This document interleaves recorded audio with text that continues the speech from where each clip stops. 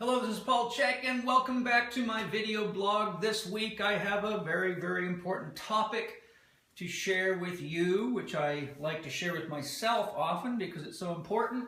Our topic today is symptoms of consciousness rising. We're all in a very unique opportunity in the world right now. We have a lot of things that make our life easier. Yet we have a lot of things that are threatening our ability to enjoy our lives for any sustainable length of time. I think if we look at the many perils of religion and education and medicine and all the things that seem so fantastic to the naked eye, mostly because they tend to give people instant gratification, and look at the actual health of human beings, the psychological or spiritual development of human beings on average, the rates of disease, and the challenges that we're facing with our environment, it seems like it's a really good time to get conscious together. Or we're going to probably have the experience of getting conscious together in, shall we say, a rapid way that may not be favorable for a lot of people. So what I'd like to do is just share a little bit of my understanding from my own life practices, from my own research as to what consciousness is. This is a very complex topic. I'm going to do my best to simplify it. So I'm going to start by reading you a passage from a very potent book. It's a very good book, but it's very deep. So if you're not, if you don't have a background in the knowledge of alchemy and symbology and some pretty deep metaphysics, it might be a hard book to read, but I'll certainly give you the reference. We're going to read from The Creation of Consciousness, and it's by Edward F. Edinger. Edinger says, consciousness is a psychic substance which is produced by the experiences of opposites, suffered not blindly, but in living awareness. I'll give that one to you again. Consciousness is a psychic substance which is produced by the experience of opposites, suffered not blindly, but in living awareness. Now, if we take that and digest it for a minute, consciousness is a psychic substance, means the psyche is real and the substance of what we perceive is what we're conscious of. So if you're watching me right now, I become real in your conscious, therefore I'm, shall we say, part of the psychic substance that you're aware of. Consciousness can only occur out of a relationship with living opposites. If you did not have the ability to distinguish tall from short, hot from cold, wet from dry, for example, you would have nothing to, shall we say, identify as this or that. It would be, you would be in a state of continuous unconsciousness, if anything. So what we want to do now is look at the fact that the soul has some unique qualities that are very important to understand. Plotinus was a Greek philosopher whose teachings I find very powerful, very profound. He lived from around, let's see, the year around 04 to 270 AD. So he was in the very beginning of the Christian era. His teachings are not Christianity. They do have Christian elements in them for sure. But Plotinus's philosophy was very deep and very expansive and very rational and logical and mystical at the same time. Plotinus taught that there were three qualities to the soul. And those three qualities he attributed to abiding, reflecting, and representing. To abide, to be without polarity, to be completely present but without polarity, to reflect, to look back. To reflect, we have to use our memory systems and say, what happened to me today? What happened last week? What was the cause of wars? What was the cause of famines? That's all reflection. Meditation is a process where we have a great potential for reflection without, usually without the distractions that pull us into expressing ourselves. To represent means to express yourself as this or as that. I'm Paul Chek, therefore I represent that. I'm a teacher, I represent that. Whatever our actions are, they equate to what we represent. There was a statement that I can't remember the author of, but it said, never judge a man or woman by the life he or she leads. Never judge a man by the creed he or she professes, but by the life he or she leads. So the creed is the stated words or values of what you believe in, but the life you lead is really the only evidence of representation. In other words, if you say that you're interested in matters of the earth, but you're driving around in a Hummer burning tons of gas or wasting fuel or spending money on things that are destructive to the environment, it doesn't matter what your creed is, you're representing what your actions are. So this should be shared in context with the fact that Plotinus said the soul's greatest addiction is to matter, because the soul as consciousness needs something to play with, to express itself. So the soul has a tendency to, shall we say, fall headlong into matter, to get so into the role of the persona that it loses contact with its actual nature. So this could be exemplified as somebody who becomes so identified with what they're doing as, a businessman or some kind of a worker or a banker or a politician, that they forget who they really are. So we want to remember that the soul's qualities of abiding, which is witnessing, surely some of you have had the experience of doing things and witnessing yourself. Maybe you were swinging a golf club and knew before the club even hit the ball that it was not going to be a good shot.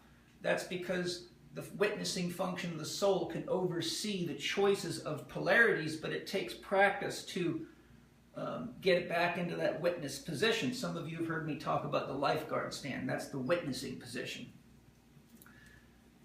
So we abide, that state of our potential, the witness, which is also metaphysically related to the divine eye. We represent our thoughts, words, and deeds, our representations, and we reflect back on what we've created or haven't created. That is how the soul creates movement. That's how potential, or the unconscious potential, becomes consciously something. It's how it becomes a psychic substance. We act something out, we have a thought, it's real. So there's polarity there. So when we look at my diagram, you can see that I've put some other words here. To consume, we're in the act of consuming. We digest, we transform, we represent, we become. We consume whatever it is, thoughts, words, food, air, water, people, we consume. We bring it into a digestive process. Usually in the digestive process, there's reflection. So if we consume a new course, let's say, we usually need to go into reflection. What did I really learn here? What's the key points?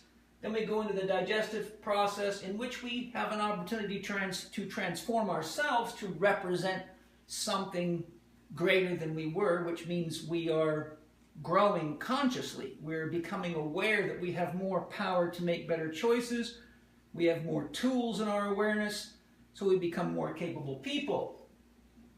Now you'll notice I've split the Tai Chi symbol so you can see the gap. The gap represents the potential of the soul or of consciousness itself. So if you think of consciousness all in caps, then consciousness is what we become conscious of within ourselves.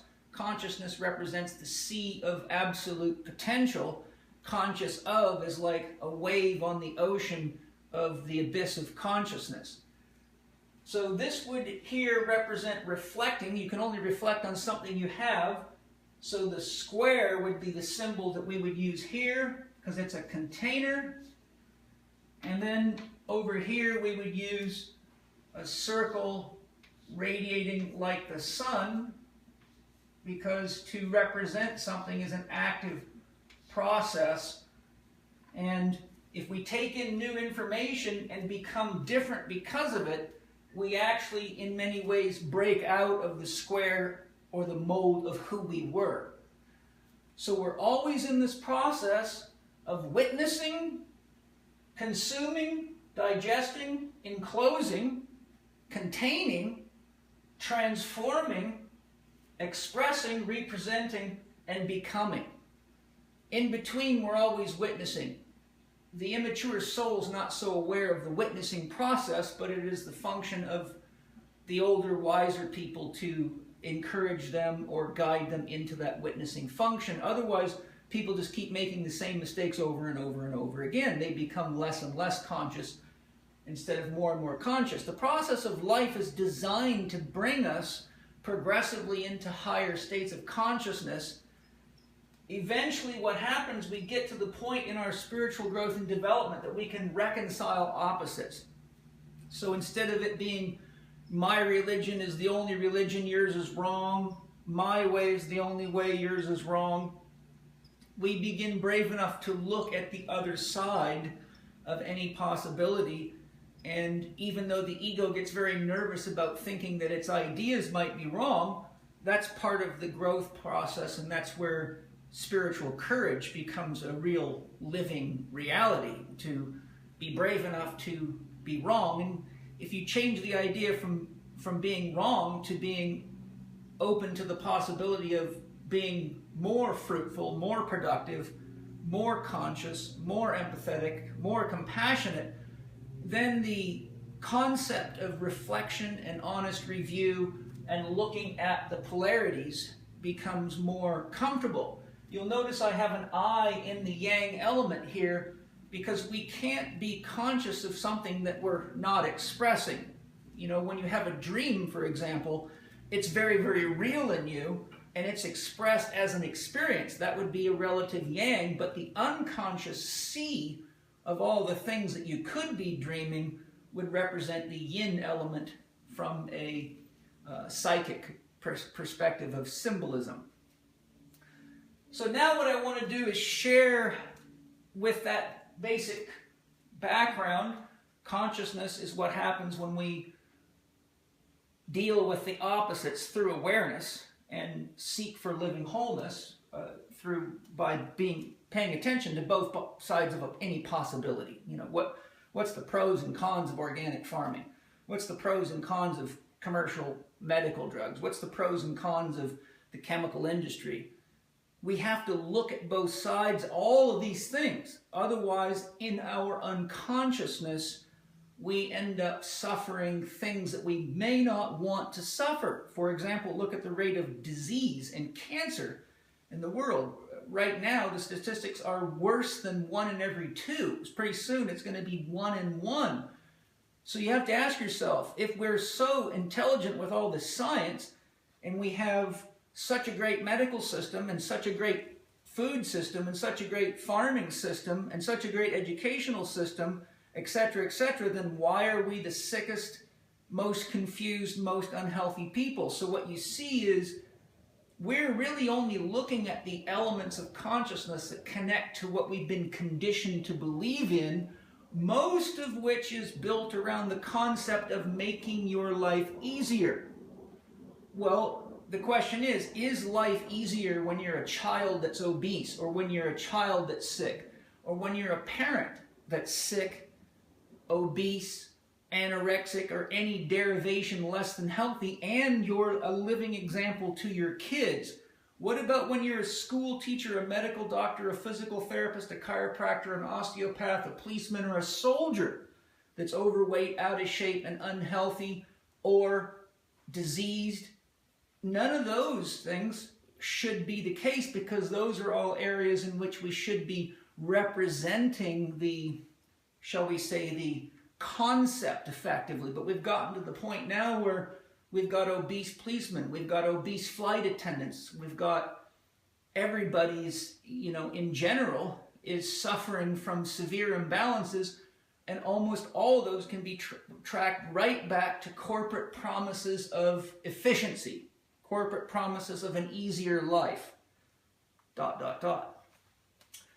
So now, if we look at the state that we're in the world, we have to be conscious of the fact that most of what we hear, see, read, listen to, and are exposed to through the media, consider that the average high school student will watch more hours in television commercials by the time they graduate high school than they will have spent in hours in a classroom. So if you consider how entertaining the average school teacher is relative to commercials that take the top actors and the top screenwriters and the top artists and the top videographers and the top directors to put together, it's not really a competition. They're using all sorts of advanced media and technology to entice people into doing things that give them promises that ultimately just enslave people and keep them unconscious, because one of the things that's enslaved us is the belief in scientism, which is an expression of materialism. And basically that concept has been promoted so that if they just say that a medical doctor promotes it or it's backed by science, people without any awareness just believe it, don't investigate it, and often don't look at the other side of it until somebody in their family is dying or some major crisis is upon us. So I want you to think of these large corporations as giants, and they have massive, massive appetites. I run a small business, $2.5 million, $3 million a year as a working range, and I know how much staff and how much energy it takes. But when you're dealing with corporations that are in the billions of dollars a year, and you got a defense budget for the United States alone that's in the, trillions, it's massive, right?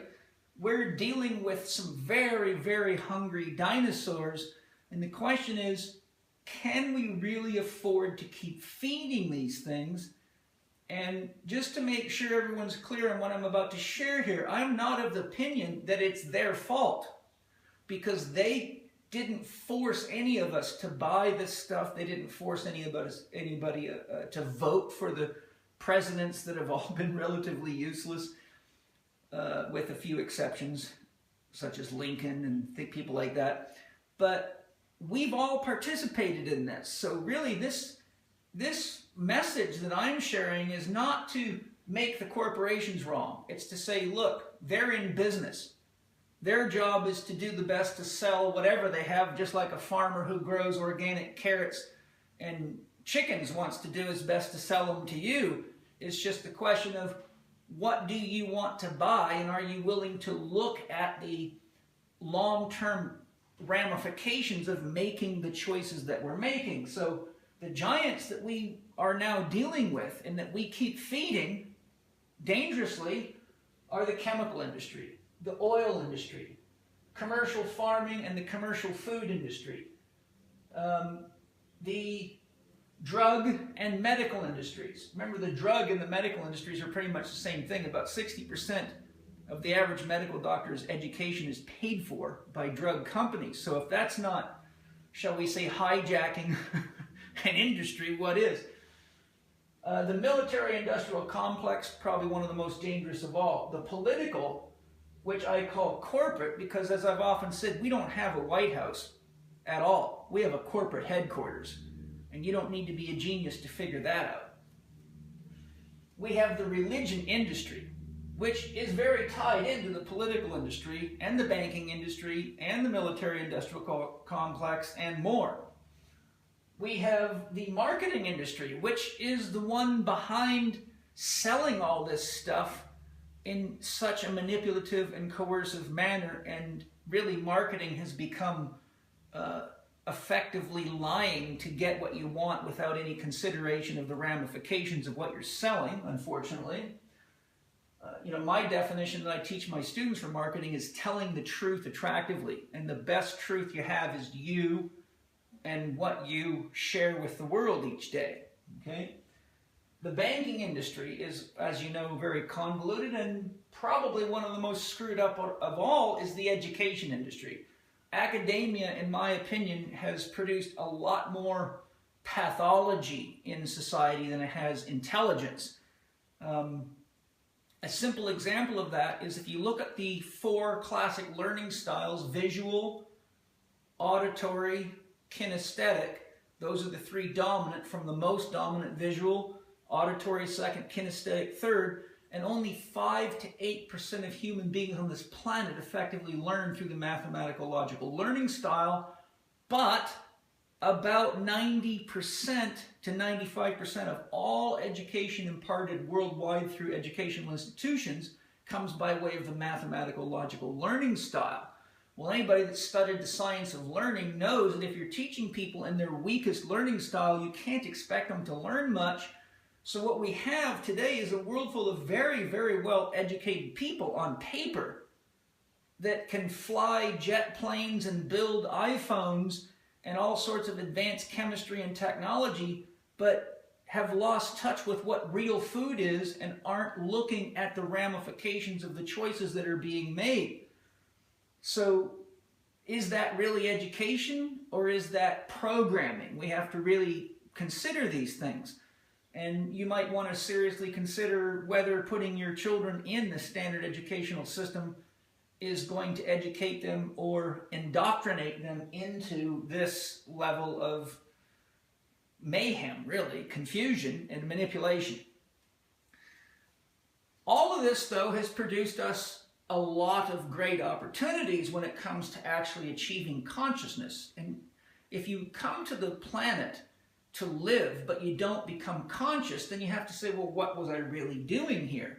Because there's not really much difference between being a snake on the ground, a squirrel in a hole, or a sea anemone, and living on Earth unconsciously, except that human beings that are unconscious start forest fires, burn things down, blow things up, torture each other, fight over religions that claim that God is love but beat the hell out of each other. This is all the symptoms of being unconscious or very unenlightened.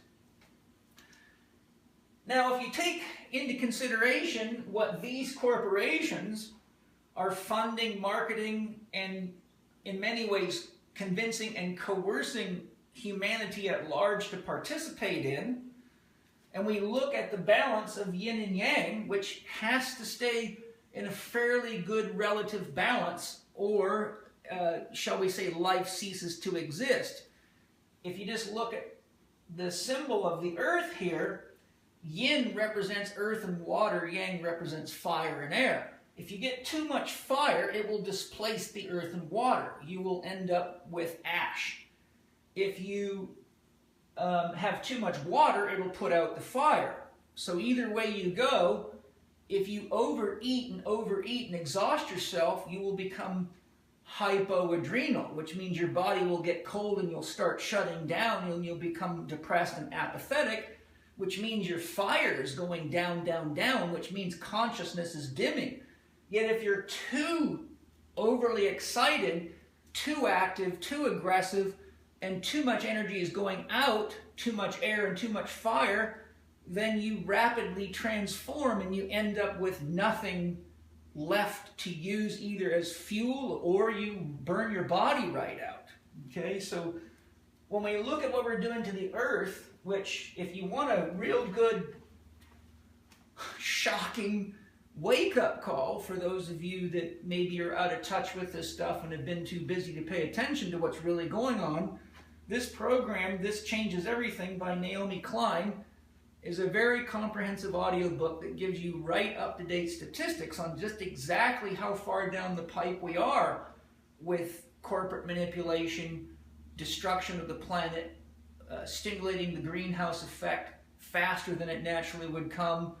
And you know, this one you want to have a box of Kleenex nearby, especially if you have grandkids or grandchildren, or you have children of your own, because the fire principle has gone so absolutely bananas right now. We're really looking at some radical changes coming up, and in some places in the world we're already seeing them. But my message today is really, we're seeing them in our bodies and in our lives right now, and we don't need to wait to overheat the planet and have people dying all over the place. We can start making these changes right now, and we've been getting these symptoms and indicators which are real, legitimate opportunities for conscious awareness. So let me just give you a couple simple examples.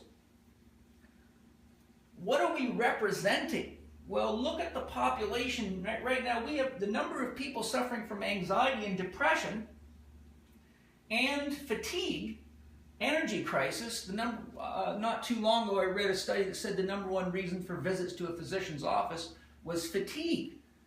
Well, first comes fatigue, then comes illness, then comes disease, then comes death.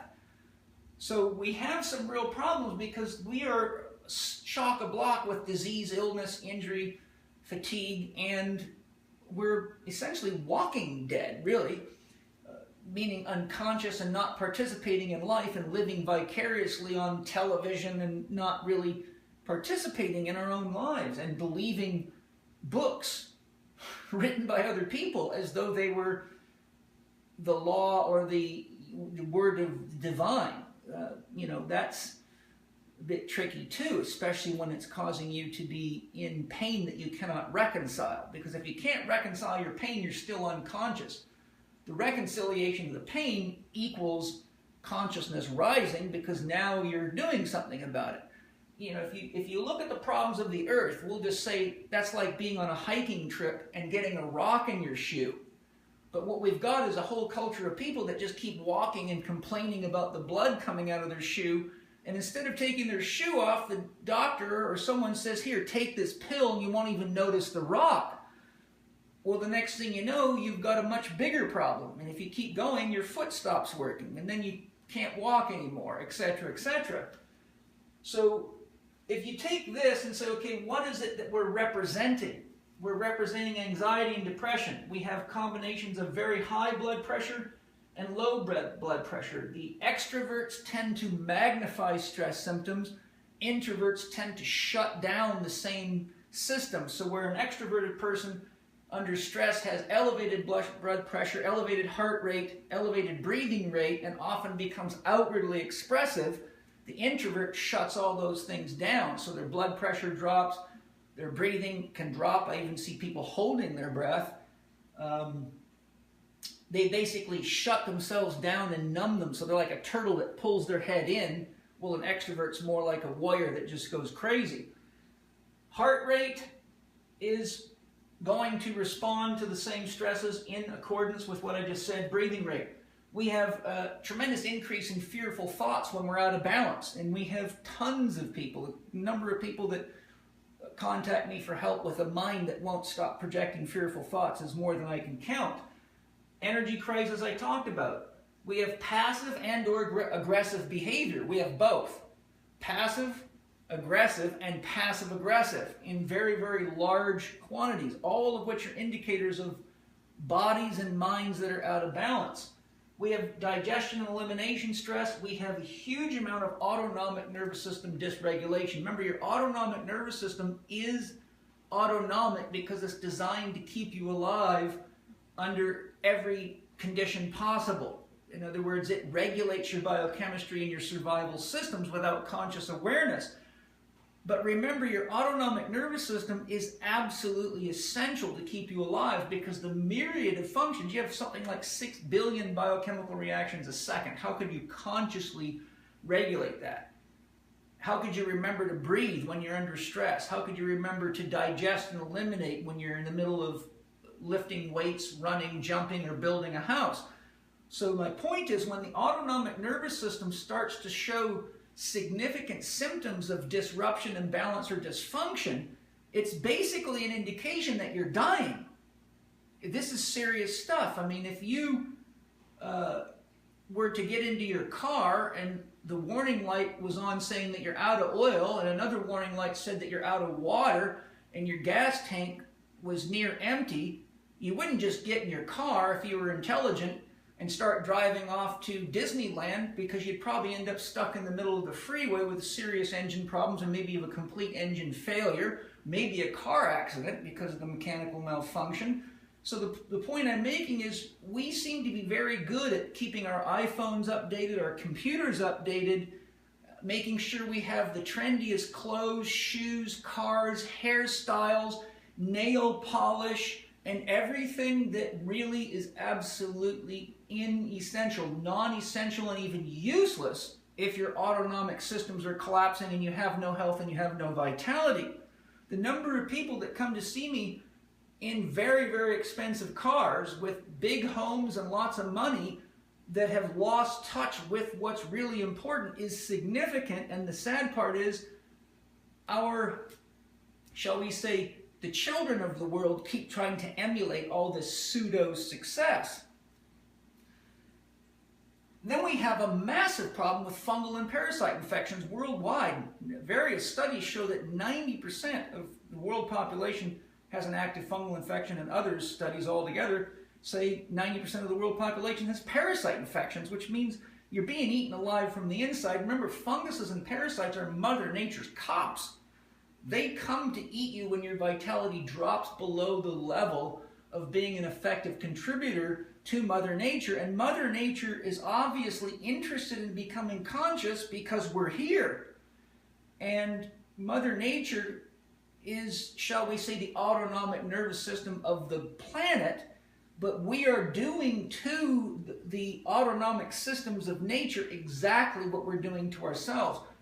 We're in an echo relationship. Whatever we do to the earth, there's a rebound effect on us. If we run out of water, we got to get smart and figure out how to create more water, so then we have to rebound. When we run out of food, we got to get smart, but we're not getting smart, we're getting stupid. Now we're eating synthetic everything, plastic food, plastic pills, pseudo chemicals, pseudo hormones, and the list just goes on and on and on and on and on. So if that's what we're representing, in other words, if you wake up on any given day and you're feeling like crap, you can't live without coffee, you can't live without sugar, you can't live without this drug or that drug, and your whole life is pinned to these substances, I'll remind you, Joseph Campbell said beautifully, if you want to know who your God is, ask what you cannot do without for 2 or 3 days.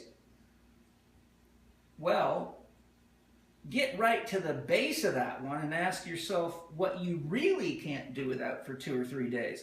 Can you do without water effectively? Could you do without food effectively? Well, maybe, but not with a smile on your face. Could you do without breathing? Our oxygen levels are at dangerously low levels, the lowest levels of oxygen in the atmosphere and the highest levels of pollution ever. So we're dealing with food problems, water problems, air problems, and we've poisoned our soils worldwide. It's so bad now that even organic farms are constantly dealing with environmental toxins from the neighboring fields and from blow-in from other countries. So, I mean, the things that we really depend on for all of us to have a chance to really enjoy life and to enjoy each other are in dangerously low supply, but we seem to be more interested in playing this game to keep a few people very, very rich, although I question their intelligence, because even drug pushers do a better job than they do of not killing off their own market. But again, we are the ones doing it. They can only make an offer. They can't grab you by the neck yet and force you to take this stuff, although they are trying with things like vaccinations for children and making vitamins illegal, making organic or raw food like milk illegal. So obviously it's time to wake up. What I'm saying is all these pains and all these kind of challenges are not the things you drug. These are the things you get together with your friends and your family and say, what can we do? Let's look at this together. Do we really need to buy all this chemical stuff? Is it really true that we have to pasteurize milk to make it safer? Look into the story on that one and you'll find that that's one of the biggest fallacies ever sold. But look at how many people are poisoning their own children, leading to all sorts of health problems. The number of people I have to take off all that kind of stuff is uncountable. That's what I mean. Flip the coin. If it was real food, you'd be real healthy eating it. But if it's not real food, you get unhealthy, which is just a great reason to sell you more drugs and more visits to doctors, and the list just goes on and on. As an example of the silliness, the food industry is a good example. Years ago when I wrote my book, Under the Veil of Deception, when Uncle Sam isn't telling you about organic food and organic farming, I did a fair bit of research into the food industry or into the diet industry, and I found that the gross national product in the diet industry in the United States was something like $245 billion that year, and the gross sales for food, commercial and organic, the same year was only $130 billion. So what we see is the weight loss industry is almost twice as profitable as the food industry. Doesn't that just say we are really confused? We're spending more money on packaged, synthesized, processed crap that's called diet this, diet that, than we are on actual food, and only 6% of all the food eaten worldwide is organic, which means of that $130 billion we spent on food, 94% of it was on poisonous crap, which means we are not only funding the food processing industry, we're funding the chemical industry. And when you keep doing that, you create unconscious people that ignore the matters of state and let the governments run around policing things with very dangerous corporate agendas, as most of you, I hope, are somewhat aware. So we have to look into our heart and say, what do we really want? So if we then look at the possibility of reflecting, we'll see that anxiety and depression usually equate to fear of the future. Whenever someone has anxiety, as a therapist, I'm always interested in what is it that they're afraid of that they don't think is going, that they think is coming. It's not there yet. Someone with anxiety is afraid with what's going to happen. People are anxious when they go to take a test because they're afraid of what might happen. They're anxious when they go on a first date because they're anxious about what might happen. They're not there yet. We have now got a world population full of people who are not only consciously anxious, but unconsciously anxious because there's something in the collective psyche that says we're doing some very, very dangerous things together. So we have a number of people out there that have unexplained depression, unexplained high blood pressure, unexplained digestive troubles because we dream together. We're talking together at night. We're aware at an unconscious level of what we're doing, but we now need to bring this up into consciousness and make healthier choices and work together as a family because we are a family. All of us have the same basic needs. So when it comes to reflecting, what am I afraid of in the future? And depression is usually holding on to the past. Typically where there's someone depressed, I often find that they're still in resent over the last divorce or the job they got let go from, or that they didn't get as far in professional sports or amateur sports. There's always something, they're dragging baggage from the past. And you can have depression and anxiety together because when you keep your head in the rearview mirror, you get anxious about what you might hit in front of yourself. So you get a double whammy. So when we're going into this process of reflection, which is meditative awareness, we ask ourselves, what am I avoiding or ignoring? More importantly, what am I drugging? Remember, if you drug your foot when you got a rock in your shoe and you keep walking, you put a hole in your foot and eventually you ruin your foot and then you get gangrene and lose your foot, all the while some doctor is telling you, oh, don't worry about the pain, we can take care of that for you. What are my instincts telling me? Body, mind, symptoms. Remember, your instincts are things like your urge to rest, your urge to move your body, your urge to breathe, your urge to sleep, your urge to pee, your urge to poop, Those are instincts. If your instincts are telling you to eat and you look in the mirror and you see an overweight, unhealthy, out of shape, it means your instincts are out of tune. And the first thing you do if you want to get healthy is you go find somebody that's healthy to teach you. What you will find if you just go on Google and start looking around at all the people writing diet books and all the so-called experts on health and medicine is most of them are as sick or sicker than the people they're supposedly helping. You can't learn how to be healthy from sick people. It never works, it never has worked, and it never will work. So when we reflect and we have these kinds of problems that we keep representing to ourselves in the world and to the mirror, we need to, in my opinion, take a moment and say, well, what are the 4 doctrine imbalances? Do I have a dream worth living for, and have I established healthy values for how much movement I need, how much rest I need, and what kind of food I'll eat? And have I thought about the ramifications of the purchases that I'm making? Because voting doesn't do a damn thing. I think we all could agree that every time we vote, we just get another liar with another story, and this has been going on so long, it's just, there's only one vote left, your wallet.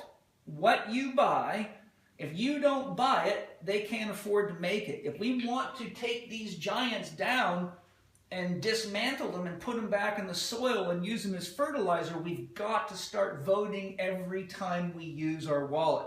Every time you buy something, ask yourself, what am I creating? Where did this come from? Look, for example, at how much shit people buy that they think they're getting a good deal on that came from China, and then do a little research in what to the westernization of China has done to that country. It's an absolute stinkhole of poisons. Most of their rivers are dying. We took a Western concept into a country and flat out ruined it, yet they're going hell-bent for leather to try to be like us. This is one of the most dangerous things you could possibly imagine. And remember, there's a lot of people over there, so I want you to ask yourself, where are they going to get food when they run out of food? Meditate on that deeply. When I was a soldier in the 82nd Airborne Division, that was one of the things they brought up in our training. When these guys run out of food, if they come over here to get it, get ready for a shit fight. Now, I'm not here to be a doomsday guy because that's not my style, but I am saying we do have to wake up. People get hungry, people get thirsty, they get violent. And we don't want to have to do it that way, because if we just wake up and get clear on what our collective dreams are together, what do we need? What does the planet need? You know, the planet's tired. We're working the hell out of the damn thing. It's summer, summer, summer. We keep on pushing, pushing, pushing. Taking, taking, taking. One of the most ancient metaphysical symbols is the Ouroboros, the snake that eats its own tail. It means that life has to feed on life, but life must be able to regenerate itself at the same basic pace it consumes itself, or it ceases to exist. So if you just apply the snake eating its tail to that little image right there, our snake is on fire, which represents consumption. Fire consumes. Desire and fire have very similar personalities. When you are desirous, you're like a fire. You will walk on people, manipulate people, think of all the things that you have seen people do in order to get a promotion, or to look cooler than the next guy, or to get attention. Well, when the whole world's behaving that way, that snake is eating itself right out of existence, all largely due to ignorance and a lack of participation and a lack of awareness as to the ramifications of our choices. Here's an example of silliness. A survey done in Australia, where they interviewed 8 to 10-year-old kids, found conclusively that 90% of Australian 8 to 10-year-olds believe Ronald McDonald knew more about nutrition than their mother. We've got McDonald's sponsoring the Olympics. We've got nutritional conferences being sponsored by McDonald's. Ladies and gentlemen, let's have a moment of silence to reflect on what that really represents. Because if we're not turning ourselves into corporate whores, what are we doing? This is unconsciousness. Mommy and daddy feeding your kids at McDonald's is slowly poisoning your children so you can save some time. But are you saving time when your kid's sick and you're constantly going to drugstores and you're constantly going to doctors and the number of kids having surgeries, which really could be completely avoided by just living intelligently? That we're in, it's time to meditate. It's time for us all to wake up. It's all time for us all to participate. It's time for us to control the use of our money and invest in things that give our kids a chance to have a real life. What do you do when you got a guy named Jamie Oliver who shows flashcards to children all over the world and finds out that 50% of school children do not even know the names of common fruits, vegetables, and farm animals, but can identify almost 100% of their corporate symbols? These are the people that will be running your country when you're too tired and too sick to do a damn thing about it, and they won't have a clue how to plant, how to find water, how to till the soil. Hey, meditate on this stuff. Turn the television off. Stop going to universities and taking degrees and shit that doesn't matter and pay attention to what really does matter. Go help a small farmer. Get involved in the solution instead of being part of the silliness that's leading us into drugging the rock in the shoe. Okay? So we have Dr. Happiness, Dr. Diet, Dr. Quiet, Dr. Movement. We have 6 foundation principles. 3 of them are yin, 3 are yang. The yin, nutrition. Hydration, we're running out of water. Water is being owned by corporations now, so you can't even drill your own well in a lot of places in California. The water rights are owned. You own the land, but you can't drill a well in your backyard. How's that for corporate hijacking? Nutrition, hydration, sleep. Well, we have sleep deficits like crazy. Why? Because people are drugged up, wound up, and living by watching television at night instead of actually sleeping. What a concept. Breathing. Well, we have breathing problems left, right, and center. I can't count the people on one hand in 31 years as a therapist that had a normal breathing rhythm.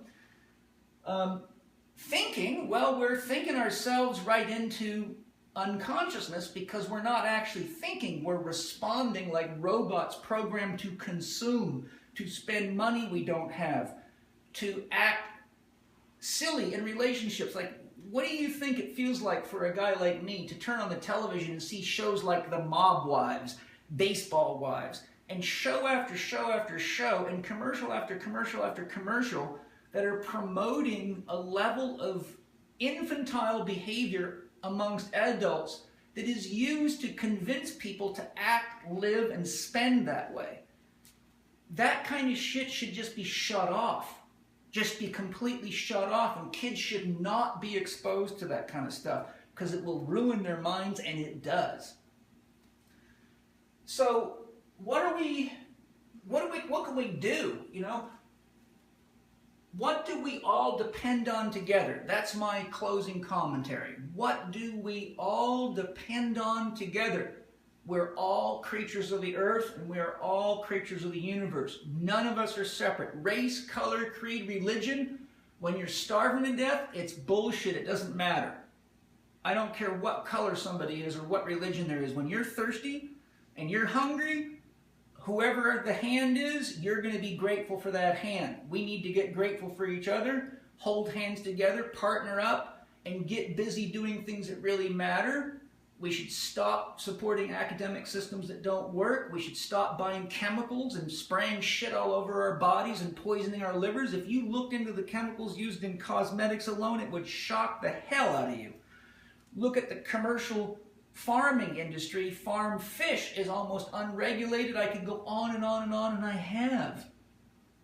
This topic today is about what can we do together to experience the rising of consciousness so that life has more meaning than just what can I buy tomorrow and do I have the most current phone and the coolest car and the neatest shoes and all the stuff that, you know, is terribly childish. And unfortunately, they get top athletes and movie stars and people that should be intelligent enough not to promote this stuff, but lo and behold, the urge to be rich, rich, rich drives all this silliness. Well, being rich without being whole is like being a boat anchor with no boat to sail you around. You're just stuck in matter. What do we need to depend on life and love together? We need earth. We got to stop poisoning it. We need water. We got to stop over consuming it. We got to start cleaning it and stop putting poison into it, like chemicals and medical drugs and everything else that we don't want to look at. We just throw it in the water and pretend it disappears, but forget we eat out of the ocean and that we're killing the ocean. We all depend on warmth, but we're getting to the point where the cost of warming our houses, for example, is too high because we're being sold electricity, which is made largely by fossil fuels or atomic sources, both of which are unnecessary and dangerous. Look into the work of Tesla, who created a way to send free energy all over the world right from the beginning, but they took that away from him to profitize it, etc. So we got to be careful with the fire principle because we're a little bit crazy with inflammation. We're inflaming the whole planet and we're risking not being able to keep ourselves warm. We all need air. You heard me talk about, we all need space. Look at how much space is used to build stupid stuff. I drive down the highway and see strip malls in the middle of nowhere, largely selling cheap stuff from China, and I wonder, who the hell goes to these places? Where's all this stuff coming from? Don't you ever drive into a city and think, I'm in Chicago, or I'm in Los Angeles, or I'm in LA, and there is a shitload of people here, and I haven't seen a farm for a long, long ways. Where's all the food coming from? Well, you're not eating real food. You're eating factory food. That's an issue, right?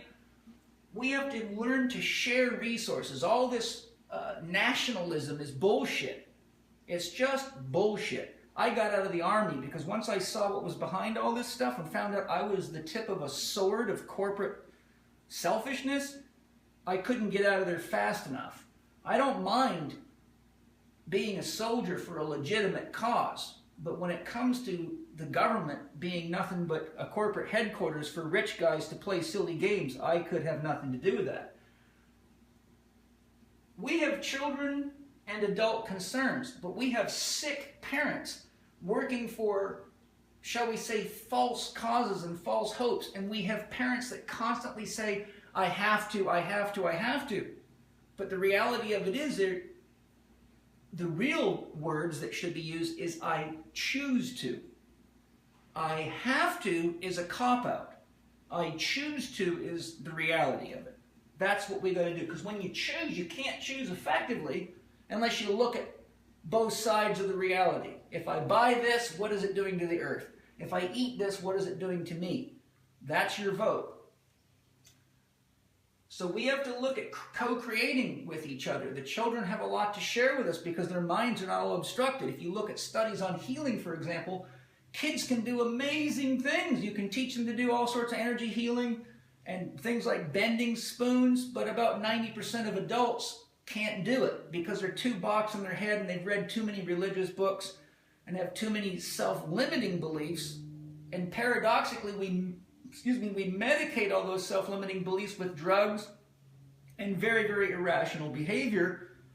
And then we tell people that can heal and do those things that they're idiots. We say, oh, you're just, that's all bullshit. That's all made up, right? Well, let me tell you, that's an interesting story, because when you get medical doctors and people that believe like that coming to a guy like me as a therapist, and I get out a pair of rattles or some herbs and help them heal, and then they have to face their own dogma, it gets to be an interesting day. But usually they have to wait till nobody else can figure it out and they've had half the shit cut out of their body and the drugs aren't working to come explore the other side of the coin. I'm saying look at both sides now. look at whether or not the person giving you health advice is even healthy at all. Start there. We are the world. We literally are the world. There's nowhere else to go. So, here's my closing comments. We're all fully witnessing, if you're conscious of it, which you can become through reflecting, which is why meditation and having time to be in yourself is so critical. We can witness, we can represent, or we can reflect, we can digest what we have inside of ourselves. Do I really want to do that again? I bought a new car. Did it really make me happy? No. I've got a gas guzzler, 4-wheel drive that's never seen the dirt. Is that intelligent? No. Who am I trying to prove something to? Am I just trying to prove something to my daddy? Am I trying to prove something to society? Am I trying to be somebody that I'm not? These are the questions we've got to ask, because we're running out of time, really, if you want to have a playground for your kids to play in versus a hot box with 300-mile-an-hour winds and all sorts of neat shit happening that ain't so neat.